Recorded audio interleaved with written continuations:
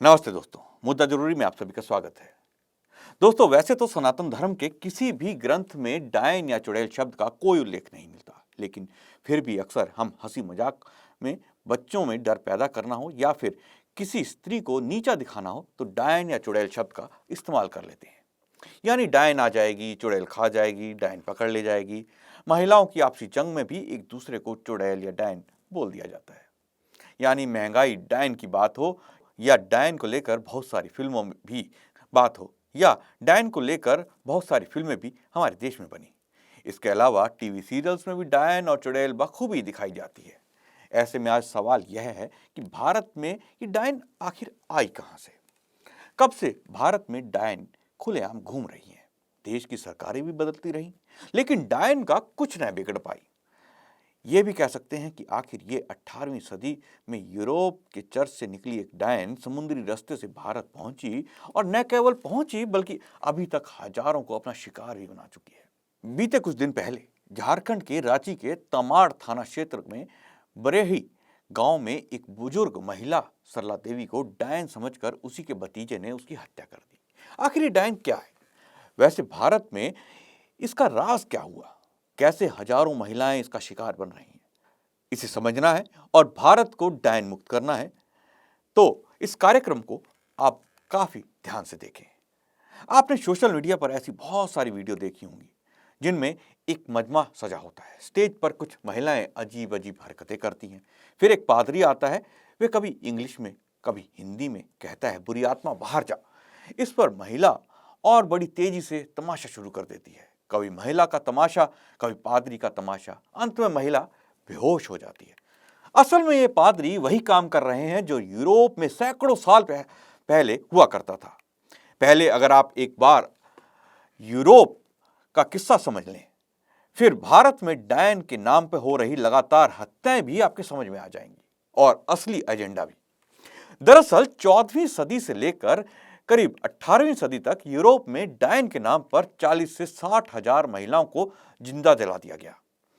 कुछ अन्य स्रोतों से अनुमान लगाया गया कि मौत के ये आंकड़े लाखों की संख्या पार कर गए थे। जिन महिलाओं को जिंदा जलाया गया उनमें मोटे तौर पर 80% की उम्र 40 से अधिक थी। 20% 15 से लेकर 40 वर्ष की महिलाएं थीं। आरंभ में जर्मनी के सेंट मैक्सिमिन की एक छोटी सी बस्ती में चर्च के अधिकारियों ने ईवा नाम की एक महिला पर डायन होने का आरोप लगाया और ईवा को विच हंटिंग डायन कानून के तहत मौत की सजा दी गई। इसमें लोगों के भीतर एक ऐसा डर बैठा कि कुछ सालों के अंतराल में ही इस क्षेत्र में लगभग 500 महिलाओं को चुड़ैल और डायन के रूप में जिंदा जला गया। कमाल ये देखिए कि इस बस्ती में केवल 2200 यानी 2200 लोग ही रहते थे। जर्मनी में डायन के नाम पर आरंभ हुआ महिलाओं और लड़कियों के शिकार का यह घिनौना खेल जर्मनी से लेकर उत्तर पूर्वी फ्रांस, इटली, ब्रिटेन, आयरलैंड जैसे तमाम यूरोपीय देशों में फैल गया। बहुत से लोग स्टीरियोटाइप यानी इस रूढ़िबद्ध धारणा में विश्वास रखने लगे। हालांकि डायन को जलाकर मारने का सबसे सफल तरीका माना जाता था। फिर भी फांसी देना, गला घोटना, सिर काटना, पीट पीट कर हत्या करना भी लोकप्रिय तरीके बन गए। अब आप सोच रहे होंगे कि इससे पादरियों और आम जनता को क्या लाभ था या ये सब क्यों किया जा रहा था? दरअसल पादरियों का आरोप उन महिलाओं पर लगाया जाता था जो या तो बेहद खूबसूरत हो या बेहद कुरूप हो, या वे बूढ़ी स्त्रियां जिनके पति दुनिया में न हो और उनके पास जमीन या संपत्ति हो। इसमें होता यह था कि जो जवान तथा सुंदर लड़कियां पादरियों की वासना का शिकार बनने से इनकार कर देती थी, पादरी उन्हें डायन घोषित कर देते थे, जिसमें उन्हें जलाकर तड़पाकर मार दिया जाता था। इससे अन्य लड़कियां डर के कारण आगे पादरियों का आसानी से शिकार बन जाती थी। दूसरा, बुजुर्ग संतानहीन या विधवा महिलाओं को इस कारण डायन घोषित किया जाता था ताकि उनकी मौत के बाद उनकी धन संपदा पर चर्च का कब्जा हो जाए। यही कारण था कि कहीं पादरी तो कहीं अन्य लोग इस तरह युवा से लेकर विधवा या बुजुर्ग महिलाओं का हर कोई शिकार करने लगा और देखते ही देखते समूचे यूरोप में यह प्रथा फैलने लगी। अब विडंबना देखिए कि इसके लिए बाकायदा चर्च द्वारा एक डायन विभाग भी बनाया गया। डायन विभाग में जज भी नियुक्त किए गए। फ्रांज बुइरमैन सबसे क्रूर डायन जजों में से एक थे, जिसने असाधारण सुंदरता वाली सैकड़ों महिलाओं और बच्चों की हत्या की। इसे नारी इतिहास की सबसे बड़ी त्रासदी के रूप में विच हंटिंग इन यूरोप के नाम से भी जाना जाता है। यही नहीं, अपने विरुद्ध आवाज उठाने वाली महिलाओं को डायन कैसे घोषित करें, इसके लिए पादरियों ने बाकायदा 2 किताब भी लिखी। एक मलेस मालिक फिकाराम और दूसरी डी लामिस इट पाइथोनियस। आप सोच रहे होंगे कि यूरोप की डायन कथा से हमारा क्या रिश्ता। दरअसल हुआ यूं कि 17वीं सदी के मध्य में यूरोप में पुनर्जागरण काल हुआ और यूरोप में विच हंटिंग यानी डायन प्रथा के खिलाफ जागरूकता आनी आरंभ हो गई। तो इसी दौरान अंग्रेज भारत में भी पहुंच गए। अंग्रेजों के जहाज में उनकी भाषा और संस्कृति हमारे देश में पहुंच गई और साथ ही पहुंची यहाँ डायन प्रथा। वरना आप सनातन धर्म का कोई ग्रंथ उठा के देख लें, किसी में भी आपको डायन चुड़ैल जैसा शब्द नहीं मिलेगा। डायन प्रथा, जिसके आधार पर भारत को वामपंथी लेखक पिछड़ा बताते हैं और जिससे आधार पर वामपंथी लेखक हिंदुओं को गाली देते हैं, वास्तव में यह प्रथा भारत में तब तक नहीं थी जब तक इन पिछड़े यूरोपियों ने कदम हमारे देश में नहीं रखे थे। भारत भूमि पर शक्ति स्वरूपा स्त्रियां हुआ करती थी और डायन शब्द कहीं नहीं था।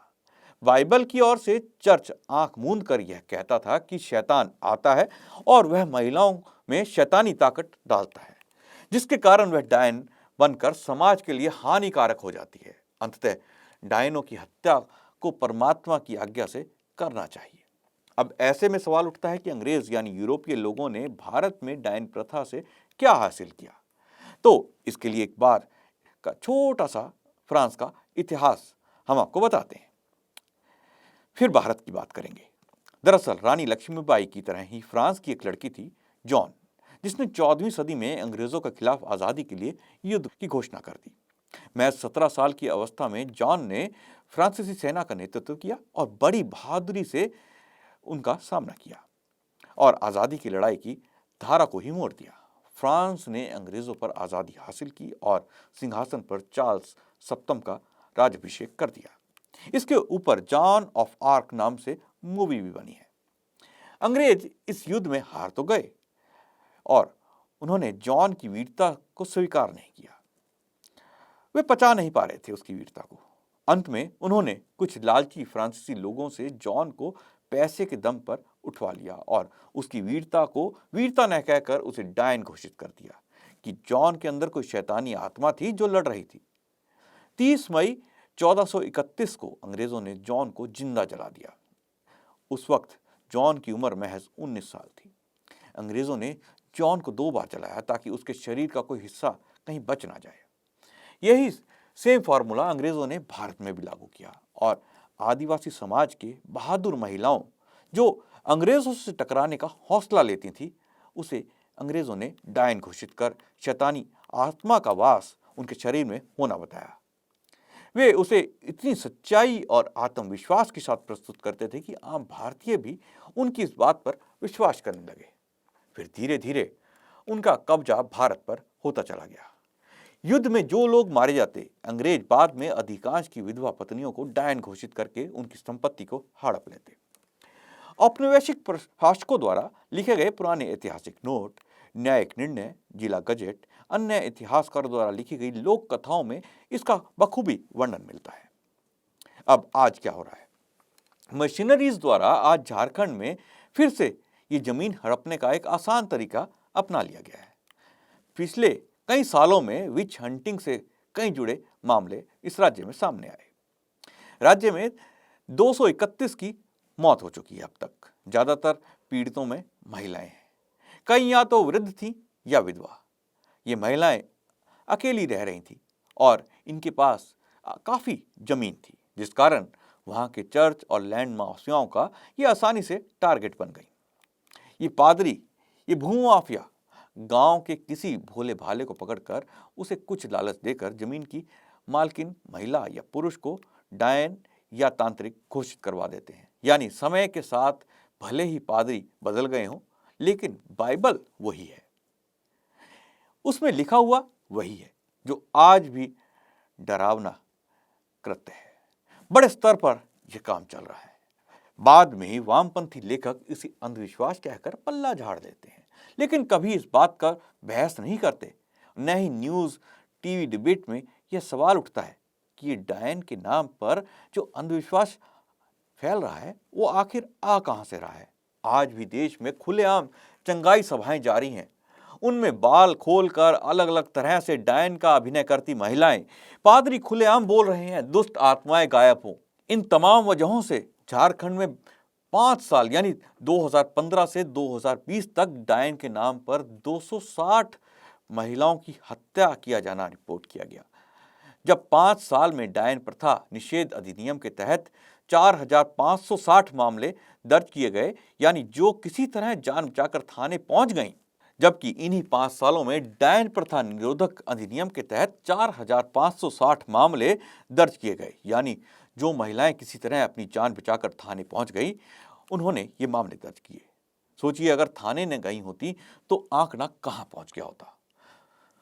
7 अगस्त 2015 की रात झारखंड की राजधानी रांची में सिर्फ 25 किलोमीटर दूर कंजिया मटोई टोली गांव में कुछ गांव वाले जुटे, छक्कर शराब पी और फिर डायन बताकर 5 औरतों को मार दिया गया।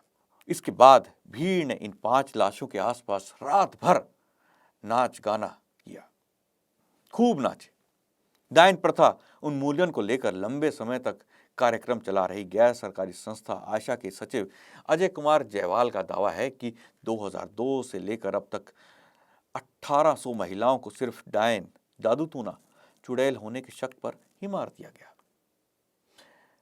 एनसीआरबी के अनुसार डायन हत्या के मामले में झारखंड तीसरे नंबर पर है और मध्य प्रदेश पहले स्थान पर। इसके अलावा बिहार, झारखंड, तेलंगाना में भी यही हाल है।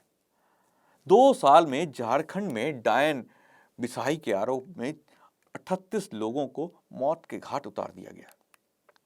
वर्ष 2021 में 21 लोगों की हत्या कर दी गई, जबकि वर्ष 2022 में केवल 7 महीने यानी जनवरी से लेकर जुलाई तक 17 लोगों को डायन बिसाही मामले में मौत के घाट उतार दिया गया। हमेशा पुलिस जांच में यह सामने आता है कि ज्यादातर घटनाएं जमीन को हथियाने, खनन माफियाओं से जुड़ी होने, यानी इस तरह आज भी चर्च डायन प्रथा या यूरोप की विच हंटिंग को भारत में जिंदा रखे हुए है और यहीं दोहरा भी रहा है। और यूरोप के अखबार इसे अपने अंधविश्वास के बजाय भारत का अंधविश्वास लिख रहे हैं। और डायन के नाम पर, बुरी आत्माओं के ढोंग के नाम पर देश भर में चंगाई सभाएं बाबस्तूर जारी हैं और बॉलीवुड भी इसके साथ मिलकर इस पाखंड को और भी भारत में फैला रहा है, जिसकी कीमत ये गरीब महिलाएं चुका रही हैं। दोस्तों, हमें मिलकर ऐसी प्रथाओं और ऐसे अंधविश्वासों को खत्म करना है। मुद्दा जरूरी में आज बस इतना ही। कल फिर मुलाकात होगी। आज मुझे आज्ञा दीजिए। नमस्ते।